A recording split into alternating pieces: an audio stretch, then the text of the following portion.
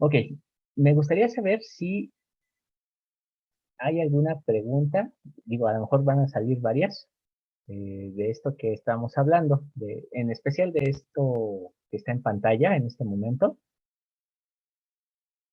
sobre la dualidad y estas tres reglas de esa dualidad.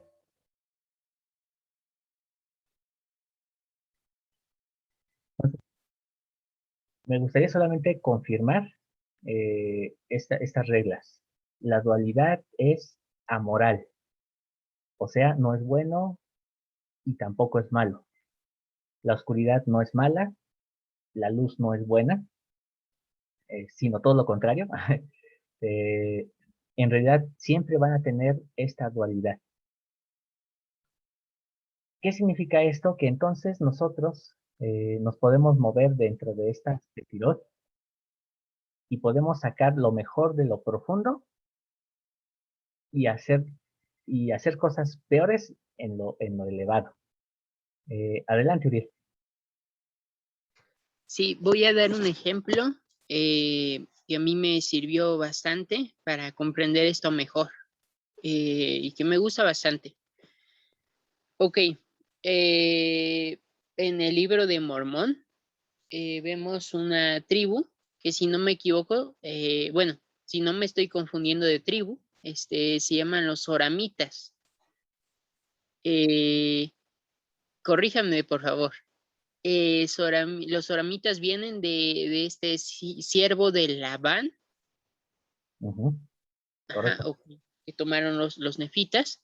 Posteriormente, si bien recuerdo, es por el pueblo por el ministerio de Alma, en que se encuentran unos soramitas que están disgregando a otros de su congregación porque eran muy pobres y decía que los trataban pues muy feo, ¿no? Los despreciaban, los repudiaban.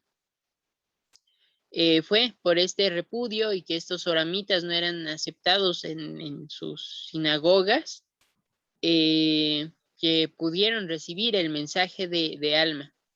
Sin embargo, los que sí estaban congregados, pues no hicieron caso alguno, ¿no?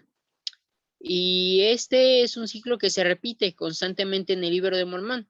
Cuando las personas empiezan a tener prosperidad, empiezan a volverse más orgullosas y dejan de escuchar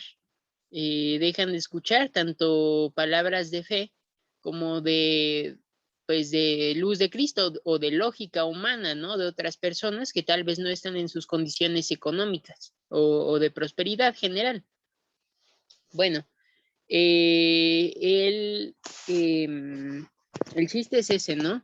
Cuando alguien se mantiene en un estado alto, no se puede humillar, como es natural hacerlo, pues tiene ese problema en su ser. Realmente esa luz, esa altitud le está haciendo dañina. Ujú. Y quería compartir brevemente otra parte, ¿no? Creo que ya lo había dicho, no estoy seguro, pero como recordatorio en cualquier caso. La palabra malaj, que significa ángel o mensajero, viene de raíz laj, que es yendo y viniendo, y que da lugar a la palabra melaja, ¿no? Que es labor Ujú. físico, ¿no? Bueno, esto tiene importancia porque el ángel, el mensajero, tiene, bueno, pues sabemos, una libertad de movimiento bastante alta, ¿no? Pero no solo es una libertad de movimiento, es una necesidad para mantener esta naturaleza alta, tiene que estar yendo y viniendo, tiene que estar bajando, pues dentro de estas fuerzas que están bueno, que hemos visto, las fuerzas físicas, y estar, pues ascendiendo a las fuerzas más, celestiales, ¿no? Ujú. Y ese es el modelo que propone, pues, la enseñanza judía. No quedarnos en lo alto. Hay momentos para bajar, hay momentos para subir, hay momentos para irnos de un lado más riguroso y otros momentos para irnos de un lado más compasivo. Exacto. Muchas gracias, Uriel. De hecho, la exagerada santidad nos coloca en una situación muy, muy, muy complicada y negativa para nosotros los seres mortales. Entonces, sabemos que se nos ha instruido, se nos ha invitado a buscar la santidad, pero vivir 100% la santidad nos coloca en una peor situación que los ángeles. Y este ejemplo que puso Uriel es muy bueno porque nos muestra precisamente que el estar en un solo estado no es lo ideal. Nosotros debemos de aprender a dominar todos los ángulos de ese plano cartesiano. Por eso es que la luz de Cristo, es decir, la Sefirot o el árbol de la vida, nos enseñan de nosotros mismos, lo bueno y lo malo que hay dentro de nosotros, de esa dualidad que existe y que nosotros debemos de aprender a dominar, controlar. Enojarse no es malo, sino si lo hacemos de la forma correcta. Estar contentos, estar tristes, todos estos estados de ánimo son parte de nuestro ser y no son malos, solo que tenemos que dominarlos y saber cómo manejarlos para no estancarnos en uno solo. Y lo mismo pasa con cosas más abstractas como la justicia o la santidad.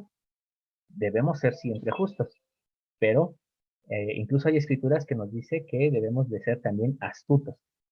E incluso en Doctrina y Convenios se nos dice que debemos de hacer alianzas por ganancias deshonestas. Entonces, hay un nivel, debe haber un equilibrio siempre en nuestra balanza. Y lo interesante es que esa balanza se equilibra gracias a la Sefirot 9, que es el Yesod, el fundamento, que está representado por Cristo. Pero ese fundamento está dentro de nosotros, acuérdense, estamos hablando de nosotros. Entonces, nosotros somos como una especie de esos muñecos de plástico que tienen arena o una base metálica pesada, que cuando el muñeco se cae, se levanta solito. Y eso es el yesod. Ese es lo que nos permite que nosotros nos levantemos nuevamente a pesar de que nos estén tirando.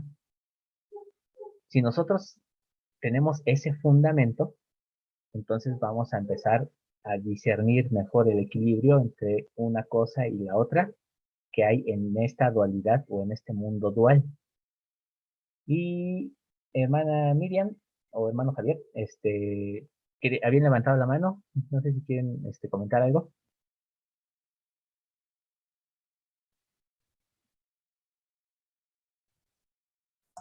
Sí, bueno, solo comentar que esto que mencionas de que la dualidad es amoral, sí tiene mucho sentido, puesto que no podemos interpretar que las cosas relativamente malas que nos ocurren en la vida son así definidas como algo malo, porque realmente de todo lo malo se puede obtener algo bueno, un aprendizaje, una enseñanza, algo que te ayuda a crecer, siempre y cuando lo veas de esa manera. Porque si permites que te arrastre hacia lo negativo, entonces pues pierde esa amoralidad, ¿no? Porque tú mismo le estás quitando la amoralidad, siento yo. Exacto, así es. Entonces, por eso es que a veces, hablando en un sentido psicológico, cuando a un niño, por ejemplo, crece golpeado, si no lo ve de forma positiva, es decir, con una mente de creador, con una mente de Dios, entonces se va a hundir en eso y va a convertirse en una persona golpeadora cuando crezca, porque no salió de ahí. Pero cuando descubre que existen otras opciones en la vida, entonces se da cuenta de que puede crear un mundo diferente y entonces hace corrección, que es lo que habíamos dicho que esa es una de las finalidades del reino de los cielos, hacer corrección del mundo. Bien, gracias por los comentarios y entonces se quedó esta pregunta al final que dice, ¿Cómo repercuten esas fuerzas en el ser humano? Pues ahorita ya estamos viendo algunos ejemplos. Y hay unas fuerzas que son de índole espiritual, como es el sacerdocio y el Ain Ara, o el mal de ojo. Hermana Lucía, adelante.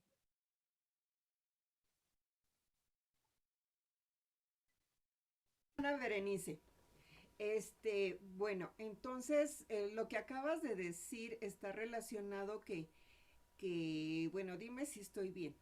Si no construyes, destruyes. Con respecto a lo que dijiste del niño, sí está relacionado eso, porque lo importante del ser humano es que construyamos, que hagamos el cambio, pero con una, con una actitud positiva. Ajá, sí, con una Así es. actitud positiva. Entonces, si no construimos, entonces destruimos. Porque, pues bueno, yo he visto un poquito acerca de criminología y sí he estado leyendo un poquito acerca de eso, de que a veces los hombres se dedican a la maldad porque bueno, sí son capaces, pero en lugar de hacer cosas buenas, pues hacen cosas malas, ¿no? Bueno, Ujú, me estoy refiriendo a los criminales, ajá. así es. Entonces, cuando a ellos se les dan la oportunidad de crear cosas buenas, de crear cosas positivas, entonces, pues eso cambia su ser, ¿no? Y Ujú, entonces se dan cuenta que sí pueden hacer cosas buenas, pero cuando las cosas buenas que ellos hacen no resultan, entonces se ponen a destruir. Ajá, bueno, no sé qué tan cierto estoy, sí. ¿no? Este ejemplo que usted nos pone, hermana, es interesante, aunque un poquito radical, pero sí, efectivamente, sí, dentro de esa dualidad o esa polaridad del ser humano, existe esa posibilidad de que cuando no construye, entonces destruye. Decía nuestro Señor Jesucristo, el que no es conmigo, contra mí es. Y dice también, no recuerdo a ver si ustedes me pueden ayudar, dice que el que no eh, llena conmigo, algo así, desparrama, no recuerdo muy bien la cita, pero prácticamente es esto que usted menciona, es esa dualidad de que o construyes conmigo o entonces destruyes. El que no Eh, recoge, ¿no? muy bien, así es, muchas gracias. El que no recoge conmigo, desparrama. Gracias. Eh, entonces es por eso que sí existe esa dualidad que usted menciona. Desafortunadamente, en nuestra época, vemos el surgimiento de un tercer grupo. Y esto generalmente sucede en todas las sociedades a través de la historia, pero en esta época es más notorio. Y esa es el grupo de gente que se queda en el punto cero del plano cartesiano, que ni son buenos ni son malos, ni son justos ni son injustos, ni hacen lo correcto ni lo incorrecto. Y entonces se quedan en el punto cero y se vuelven totalmente indiferentes. Entonces, eso es quizá todavía más peligroso. Adelante, hermana Eugenia. Es que luego no le encuentro el micrófono. Hermano, no sé, yo ya tengo 60 años. Cuando estaba en la prepa, nos mandaron a ver una película, La Naranja Mecánica, no sé qué, aquí de las hermanas, quien la haya visto. Ahí sacaba lo de, si no mal recuerdo, a un chico que era, o sea, había sido demasiado malo. Luego, cuando a él le dan tratamiento psicológico para que él fuera bueno, lo tratan para que él sea malo, la misma sociedad, la misma gente a su alrededor, él sí tenía el deseo de ser bueno y él hacía cosas buenas, pero la misma gente ya no confiaba en él. O sea, nosotros mismos, a veces cuando las personas ya tienen algo que son malos, ni siquiera les damos la oportunidad de que sean buenos. Ahí no sé cómo interpretarlo o cómo entenderlo. Cuando vemos que un chico ya es, no sé, es drogadicto, ladrón, no hace, y así como que los etiquetamos. Yo como que no sé, o eres bueno o eres malo, no. O sea, las personas que a veces son que son malas y quieren volverse buenas, siento que a veces nosotros mismos no les damos la oportunidad o algo, o sea, hay algo ahí raro como que no me cuadra. Discúlpeme, es que creo que no me sé expresar. No, eso está perfecto, hermana. Eso que mencionas es totalmente correcto. eh, y eso es parte de de nuestro tikkun olam, de nuestra rectificación del mundo. Eh, Cuando una persona se rehabilita, cuando decide mejorar su vida, a veces nosotros no le permitimos continuar con esa rectificación del mundo y nosotros nos convertimos en lo que se llama piedra de tropiezo. Entonces, es cuando nosotros empezamos a moralizar las cosas y nos convertimos en seres religiosos en lugar de ser más parecidos a nuestro Padre Celestial. ¿Qué pasa ahí? Es cuando empezamos a imponer el deber ser sobre lo que es. Y entonces decimos, es que debió haber sido esto. O es que esa persona, como robó, debe seguir robando. No, o sea, es que eso no existe en el reino de los cielos. En el reino de los cielos existe la rectificación. Y como parte de la rectificación está el arrepentimiento.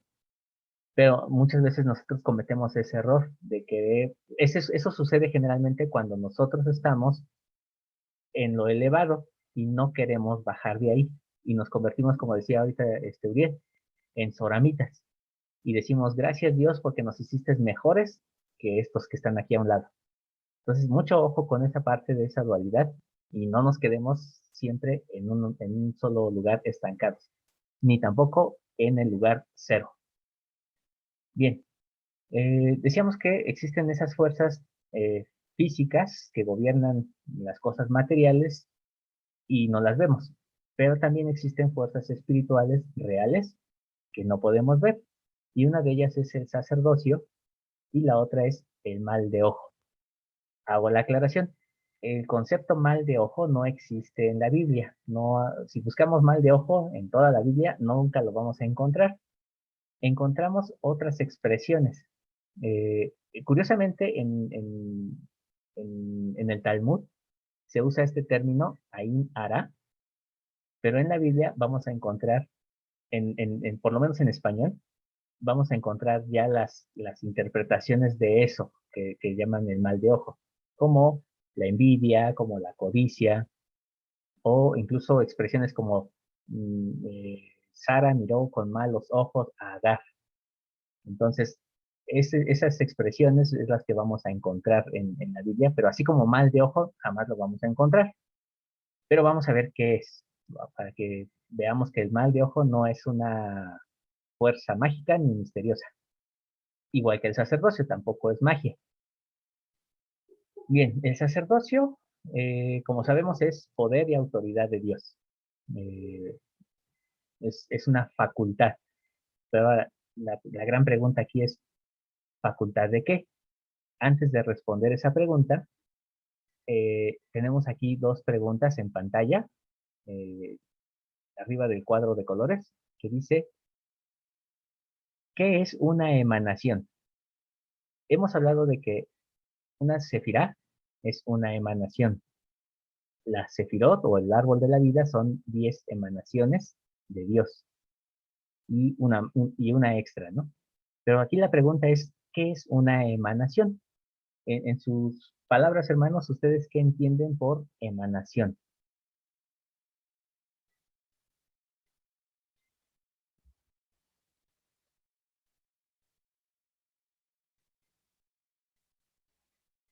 Eso es algo interesante. Pues, Sí, perdón. por ejemplo, las flores, ¿no? Tienen un olor, emana un olor, o sea, algo que sale de algo, de alguien. Perfecto. Muy bien. Entonces es un desprendimiento. Es algo que sale. Como, perdón, Sí, es como nuestra transpiración. sí, podría ser una especie de emanación. pues sí, nuestro aroma, vamos a decirle de una manera, es parte de nuestras emanaciones. Muy bien, entonces, una emanación es algo que se desprende. Entonces, cuando decimos que una sefirá es una emanación de Dios, es una característica de Dios que se desprende de Él y que cae en nosotros. Pero como es una emanación, y una emanación debemos de entenderlo como algo que no se ve, pero que es real, como decíamos ahorita, o decía la hermana Isa, es un aroma, puede ser también una energía, puede ser incluso el humo, el vapor. Bueno, todas esas son emanaciones. Una emanación que cae en nosotros, en nuestro ser, que viene de parte de Dios, pues nosotros no podemos meterla en un frasquito y guardarla en una parte de nuestro cuerpo. Está dentro de todo nuestro cuerpo, pero al mismo tiempo sale de nuestro cuerpo. De tal forma que una emanación nunca va a permanecer quieta o nunca va a estar en un solo lugar. Nosotros podemos canalizar esas emanaciones en un aspecto negativo, como hablábamos hace un momento, dentro de esa dualidad. La idea es que nosotros descubramos lo divino en cada uno de nosotros para que cuando recibamos las emanaciones de Dios, nosotros también podamos emanar como Él lo hace.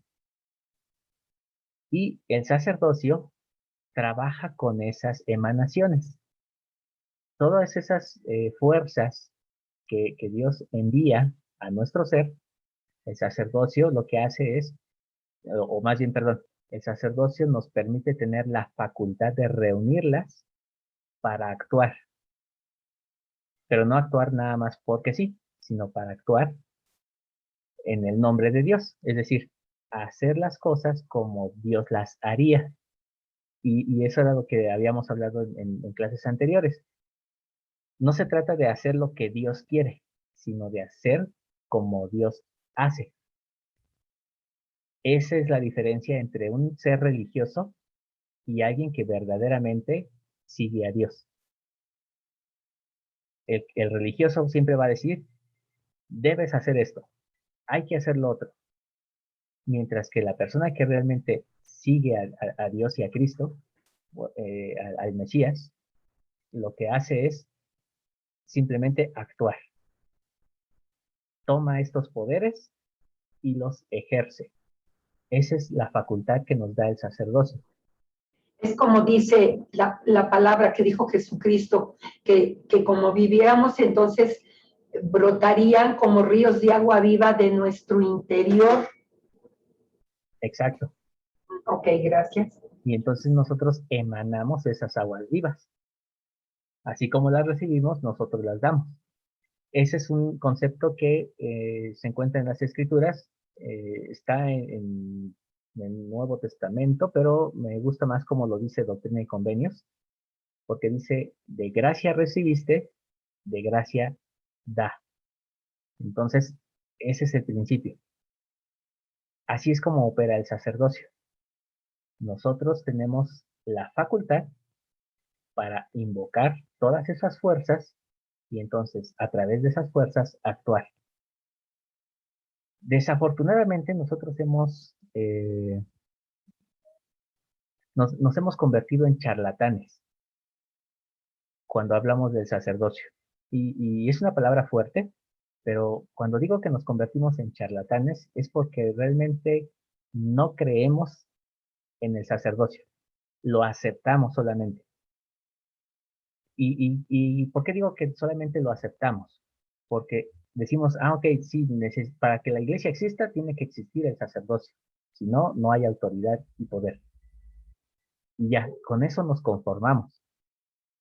Pero el sacerdocio realmente es la concentración de fuerzas en una persona. De tal forma que entonces a través de las manos pueda salir ese poder. Y muchos diríamos, ay, pero es que eso suena como Dragon Ball, Goku, y como ciencia ficción, ¿no? Que va a salir rayos de nuestras manos. en realidad es una fuerza real que sí existe y es a través de las manos. Jesucristo dijo, impondréis manos sobre los enfermos y sanarán. Correcto. Adelante, hermana Lucía.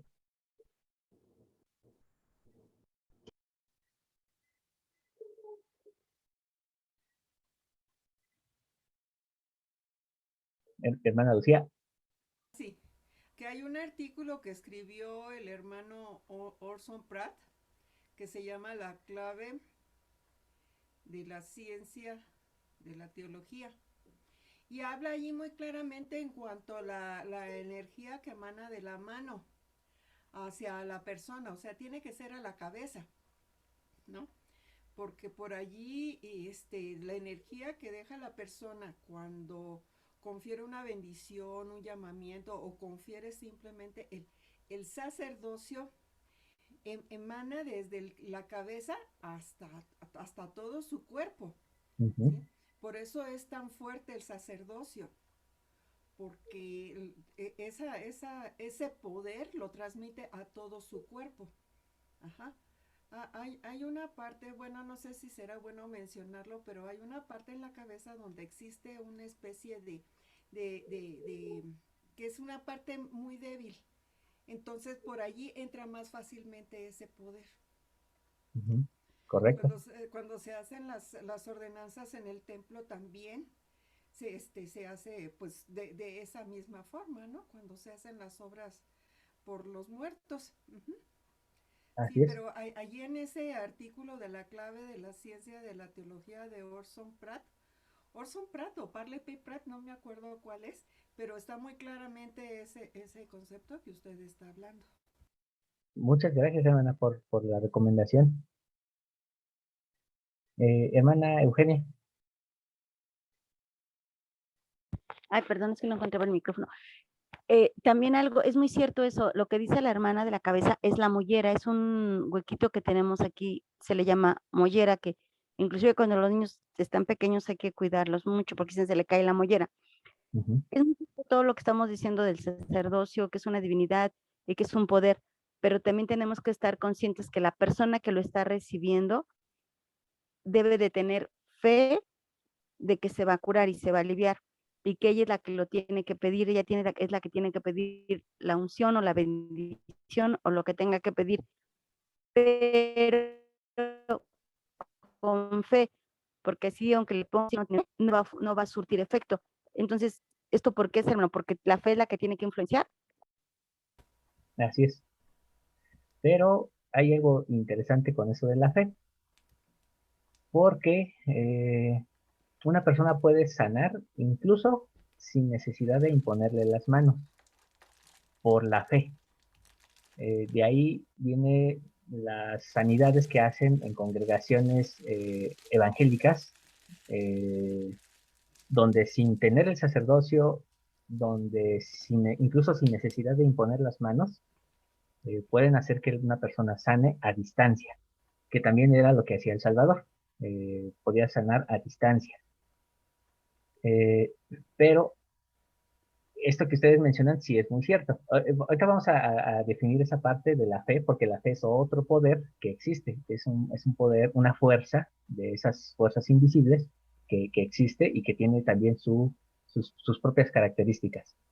Perdón, hermano, entonces también podría surtir efecto a lo que le llaman el famoso Reiki, algo así, que puede estar la persona y nada más ella desde su casa puede sanar a otra persona. Reiki se llama, ¿no? Sanación por medio del Reiki.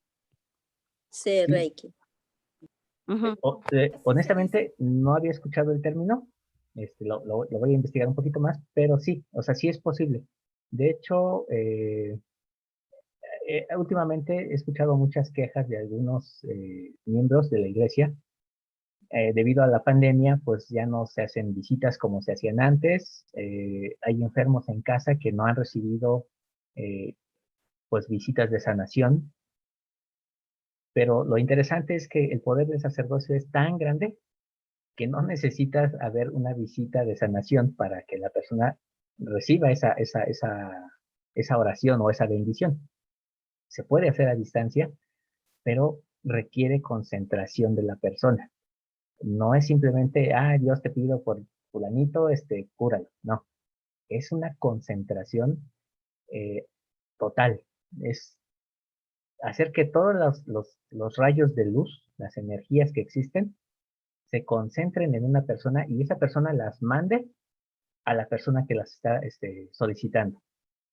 Entonces, eso sí es posible, pero es un poder que desafortunadamente los varones no hemos aprendido a usar porque no creemos realmente en el poder del sacerdocio. Hermana Rosalinda. Yo les voy a compartir un testimonio a este respecto. Hace muchos años, cuando yo asistía al centro familiar cristiano, mi papá se puso muy enfermo. Entonces hicieron una reunión para orar y pedir por sanidad y que pasara la gente. Imponían manos y oraban para que sanara esa persona. Entonces, cuando llegaron a mí, me dijeron que cuál era mi dolencia. Y le dije, no es para mí, es para mi papá. Y dijo, ¿en dónde está? Le digo, está en mi casa. Pero yo creo que así como Jesús sanó al siervo del centurión a distancia, si oramos por mi papá va a sanar. Y efectivamente, hermano, ese día oraron por mi papá, que estaba pues de bien lejos, ¿no? Entonces, no vi a mi papá ese día porque llegué ya anoche de la reunión. Al otro día en la mañana que subí pues a darles los buenos días como siempre, me dijo mi papá, ¿qué crees, hija? Durante la noche sentí un dolor horrible, una cosa espantosa. Me puse a orar y mírame cómo estoy. Mi papá se movía, brincaba, estaba feliz. Y yo le platiqué y me dijo, Dios es grande. O sea, yo testifico que sí funciona. Dios es grande. Gracias. Gracias, hermana. Gracias por compartir ese testimonio. Hermana Lucía. Por eso siempre nos dicen en nuestros chats, por favor, oremos por tal persona, ¿no?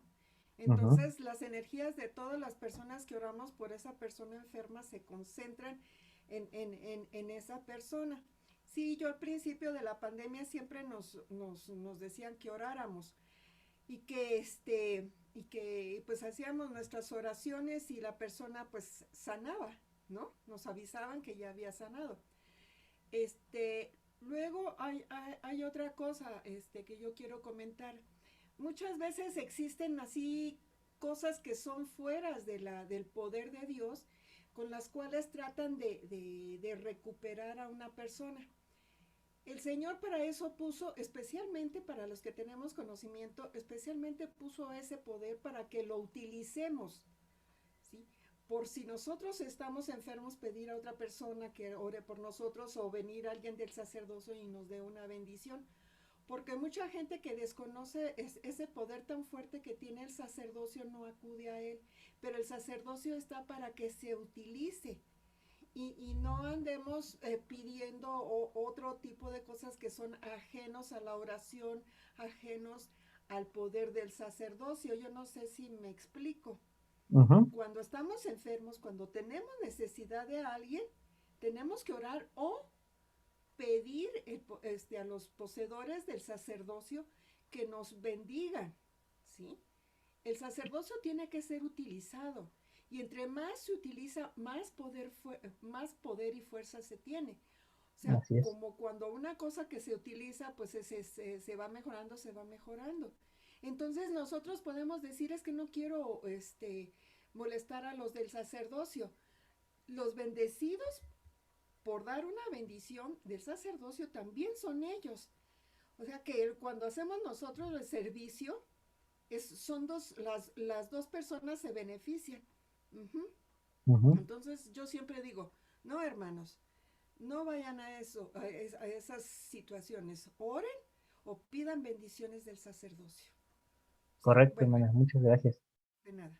Eso, perdón, eso es más o menos como cuando nosotros vamos al templo y damos los nombres para orar. Entonces, cuando estamos en el cuarto celestial, entonces nos dicen, pasen y las personas Marcio, que nos ponen en un grupo y dice con las mejores intenciones, oremos por las personas que están necesitando, por los enfermos y todo.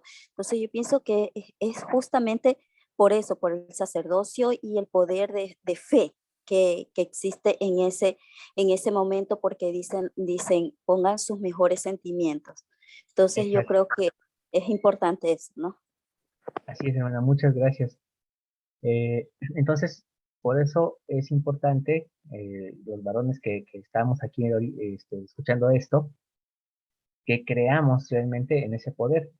Pero más que creer en el poder, que creamos en que nosotros podemos ser receptores y transmisores de ese poder. La razón por la que las personas no creen en su sacerdocio es porque no creen en el árbol de la vida que está dentro de sí mismos.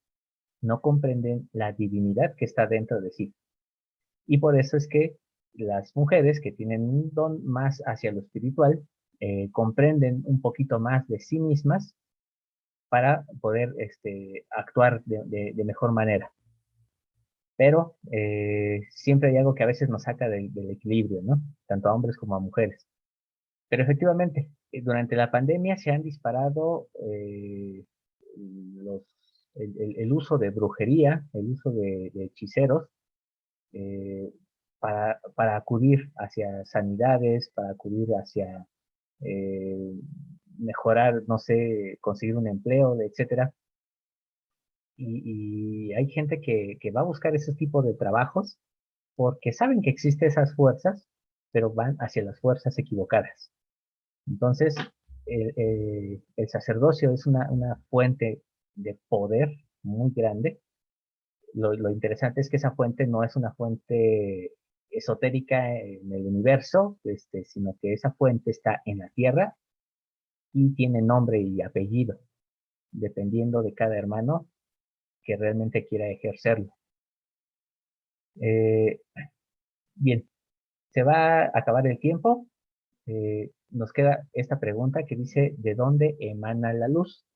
Si ustedes recuerdan, en la clase pasada decíamos que el libro de Génesis nos enseña que la luz emana de las tinieblas, de la oscuridad. Entonces, generalmente siempre decimos, la luz viene de Dios, como si la oscuridad viniera del diablo.